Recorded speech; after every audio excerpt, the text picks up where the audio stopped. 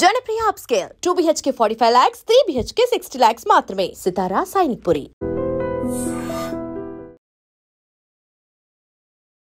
నమస్తే, welcome to iDream talking point with కవిత.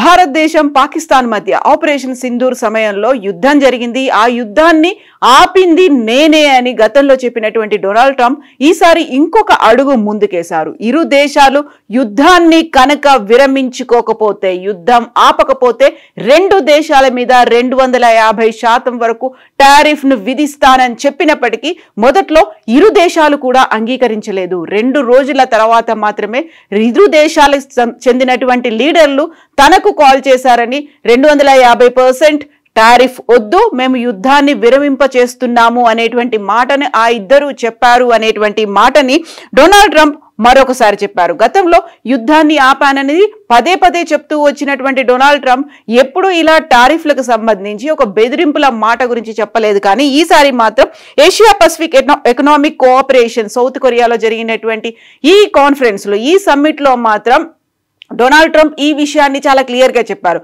7 యుద్ధ విమానాలు కుప్పకూలిపోయాయి.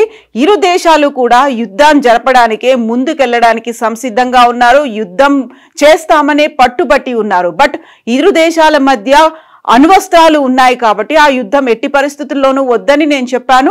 ఒకవేళ యుద్ధాన్ని కనుక కంటిన్యూ చేస్తే 250% వరకు టారిఫ్ ను విధిస్తాననే మాటని ఇరు దేశాలకి చెప్పినప్పటికీ ఇరు దేశాల ప్రధానులు దానికి యాక్సెప్ట్ చేయలేదు. 2 రోజుల తర్వాత పరిస్థితి అర్థమైనట్టుంది.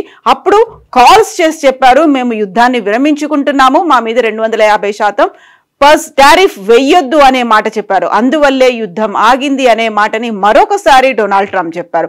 ఎట్ ద సేమ్ టైం మాతో ట్రేడ్ డీల్ కుదుర్చుకోవడానికి భారతదేశం ఉవ్విళ్ళూరుతోంది. ఒకవేళ అదే కనుక కంటిన్యూ అవుతాయి, యుద్ధం కనుక కంటిన్యూ అవుతే 250% టారిఫ్ తో పాటుగా ట్రేడ్ డీల్ కూడా మీతో కుదరదు అని చెప్పాను. అప్పుడు భారతదేశ ప్రధానమంత్రి Narendra Modi no we want trade deal with you అనే మాటని చాలా ఖచ్చితంగా చెప్పారు. అందువల్లే యుద్ధం ఆగింది అనే మాటని డొనాల్డ్ ట్రంప్ మరోసారి కూడా చెప్తూ ఉన్నారు. సో ఇప్పుడు $500 బిలియన్ సంబంధించినటువంటి ట్రేడ్ డీల్ 2030 కల్లా కుదిరే అవకాశం ఉంది. దానికి సంబంధించి చర్చలు కూడా జరుగుతున్నాయి. అమెరికా అన్ని దేశాలతో ట్రేడ్ డీల్ కుదుర్చుకోవాలని చూస్తోంది. అందులో కూడా భారతదేశంతో ట్రేడ్ డీల్ కుదుర్చుకోవడం చాలా ఇష్టం, తమకి బాగా నచ్చేటువంటి వ్యక్తి అంటూనే డొనాల్డ్ ట్రంప్ ప్రధానమంత్రి నరేంద్ర మోదీని పొగిడారు. He's a killer, tough as hell, he's a father. ఇలాంటి ప్రైజెస్ అన్నీ కూడా నరేంద్ర మోదీ గురించి డొనాల్డ్ ట్రంప్ చేసినటువంటి వ్యాఖ్యలు. సో ఆయన టఫ్ గై అన్నారు, నైసెస్ట్ కూల్ గై అన్నారు. ఆ తర్వాత హీఈస్ ఎ కిల్లర్ అనే మాట, హీఈస్ ఎ ఫాదర్ అనేటువంటి మాట, ఇవన్నీ కూడా చెప్పింది డొనాల్డ్ ట్రంప్ నరేంద్ర మోదీ గురించి. గతంలో కూడా డొనాల్డ్ ట్రంప్ నరేంద్ర మోదీకి సంబంధించి ఒక మాట అన్నాడు, నేనైతే ఆయన పొలిటికల్ కెరీర్ ని డిస్ట్రాయ్ చేయదలుచుకోలేదు అనే ఒక మాట చెప్పాడు. గతంలో మోదీ తనకి మంచి మిత్రుడుగా కూడా అభివర్ణించారు. బట్ ఇప్పుడు మాత్రం ఆపరేషన్ సింధూర్ కు సంబంధించి మరొకసారి ఇంకొక భావంలో చెబుతూ వచ్చారు. ట్రేడ్ డీల్ కుదుర్చుకోకపోవడంతో పాటుగా టారిఫ్లను పెంచడానికి ఇరు దేశాలు భయపడ్డాయి అనేటువంటి మాటని. బట్ పాకిస్తాన్ కి సంబంధించి గతంలో 19% ఉన్నటువంటి టారిఫ్లని తగ్గించారు. అది ఇప్పుడు 15% అయ్యాయి. ఆ తర్వాత భారతదేశంలో 25% టారిఫ్ ని కాస్త 50% పెంచారు. అందులోనూ ఇప్పుడు ప్రధానంగా మనం ఉక్రెయిన్ కి సంబంధించి రష్యా నుంచి ఆయిల్ కొనుక్కోవడం వల్ల రష్యా ఉక్రెయిన్ వార్ అనేది కంటిన్యూ అవడానికి కూడా భారతదేశం ఇండైరెక్ట్ గా సహకరిస్తోంది అనే మాటతోనే మన మీద టారిఫ్లు పెంచామని చెప్తున్నప్పటికీ కూడా 2030 కల్లా $500 బిలియన్ ట్రేడ్ డీల్ ఒప్పందాన్ని కనుక భారతదేశంతో అమెరికా కుదుర్చుకుంటే ఇప్పటికీ ఉన్నటువంటి 50% టారిఫ్ ని 15% తగ్గించే అవకాశాలు ఉన్నాయి అనే మాట కూడా డొనాల్డ్ ట్రంప్ చెప్తూ వస్తున్నారు. ఒక రకంగా అయితే ట్రేడ్ డీల్ బూచి చూపించడంతో పాటుగా 250% టారిఫ్లు పెంచడం అనేటువంటి భయపెట్టడం, బెదిరించడంతోనే యుద్ధం ఆగిపోయింది, లేకుంటే అది చాలా దూరం వెళ్లేది అనేటువంటి మాటని ఆయన మరొకసారి చెప్పారు. At the same time trade deal కి సంబంధించి భారతదేశానికి చెందినటువంటి విదేశీ వ్యవహారాల మంత్రిత్వ శాఖ విదేశాంగ మంత్రి కూడా జయశంకర్ కూడా రెగ్యులర్ గా టచ్ లో ఉన్నారు. మార్కస్ రూబియోతో అమెరికాకి చెందినటువంటి లీడర్ మార్కస్ రూబియోతో కూడా టచ్ లో ఉన్నారు.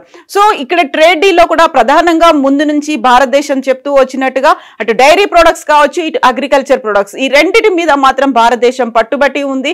వీటి మీద కాకుండా మిగతా దేని మీద అయినా టారిఫ్లు కావచ్చు, లేకుంటే సడలింపులు అనేది కావాలని. సో ఇప్పుడు డైరీ ప్రొడక్ట్స్ ని ఖచ్చితంగా అక్కడ నుంచి మేము దిగుమతి చేసుకునే ప్రసక్తే లేదు.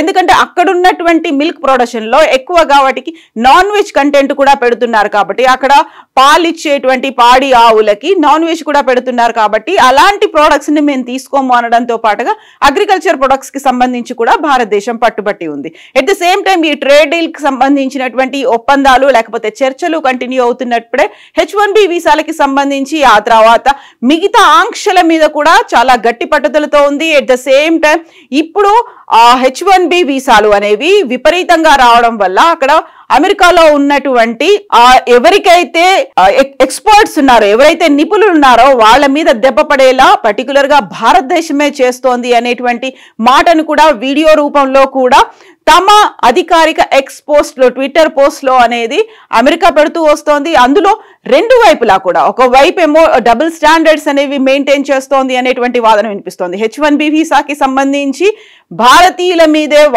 వాళ్ళు రావడం వల్లే మా ఉద్యోగ అవకాశాలు పోయాయి అనేటువంటి మాటని అమెరికన్స్ ఎక్స్ప్రెస్ చేస్తున్నట్టుగా ఒక వీడియో రూపంలో కూడా అమెరికా తన అధికారిక ట్విట్టర్ పేజీలో పెట్టుకుంది. ఎట్ ద సేమ్ టైం భారతదేశానికి సంబంధించి ట్రేడ్ డీల్ కుదుర్చుకోవడంలో కూడా సో ఇక్కడే ద్వంద్వ ప్రమాణాలు, డబుల్ స్టాండర్డ్స్ అనేవి అమెరికా మెయింటైన్ చేస్తోంది అనడంతో పాటుగా మనకైతే 25% నుంచి 50% పెంచారు. బట్ అదే సమయంలో పాకిస్తాన్కి సంబంధించి టారిఫ్లని ఎందుకు తగ్గించారు? ముందు నుంచి కూడా పాకిస్తాన్ అంటే ఒక ఇష్టము లేకపోతే ఒక ప్రేమ ఉంది, దాంతో సంబంధాలు అనేవి కంటిన్యూ అవుతున్నాయి.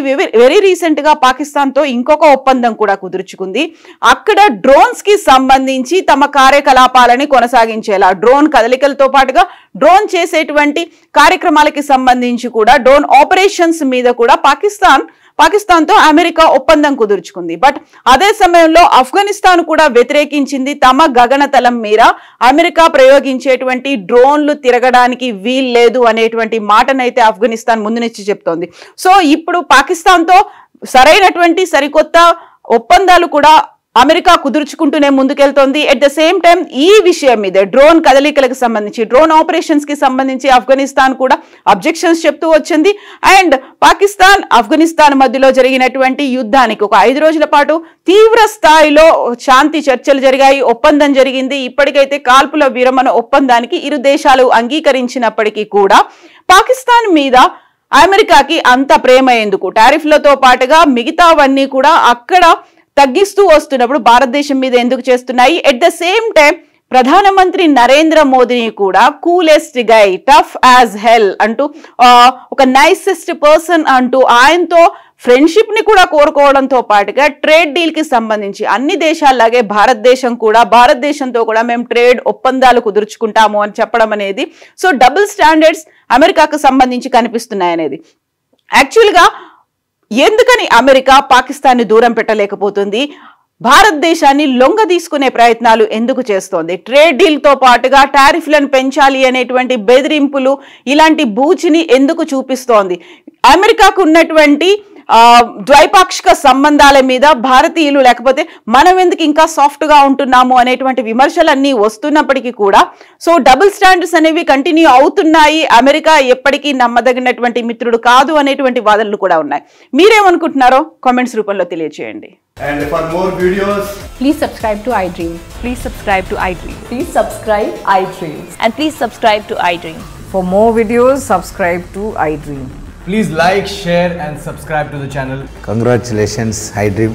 Subscribe to iDream. Subscribe to iDream. So subscribe to iDream Media.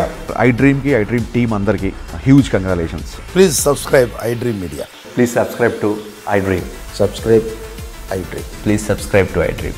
iDream అంటే నా కళల ఛానల్ను సబ్స్క్రైబ్ చేసుకున్న నోరు తిరుగుతలేదు, మీరైతే గంట గుర్తు కొట్టండి. For more such videos, please subscribe to iDream. Subscribe to iDream. Please subscribe to iDream. Please subscribe iDream Media. Please do subscribe to iDream. Please subscribe to iDream Media. For best entertainment and information, please subscribe iDream. And don't forget to subscribe to iDream.